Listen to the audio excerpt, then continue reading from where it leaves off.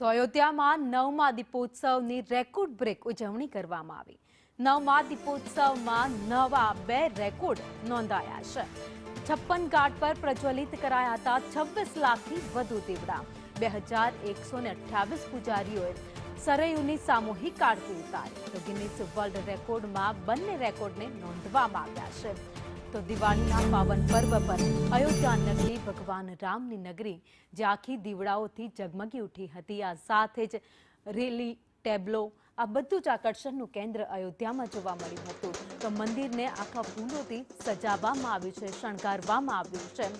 હવાઈ નજારો તેનો આપ જોઈ રહ્યા છો સંદેશ ન્યૂઝની સ્ક્રીન પર। તો સાથે સરયુ ઘાટ પર અદ્ભુત સરસ એવી રંગબેરંગી રંગોળી પણ બનાવવામાં આવી છે। તો નગર યાત્રા એ ભગવાનની એ જોવા મળી હતી। ગામે ગામથી લોકો સરયુ ઘાટ પર અયોધ્યા નગરીમાં ભગવાન રામના દર્શન કરવા માટે ઉમટી પડ્યા હતા।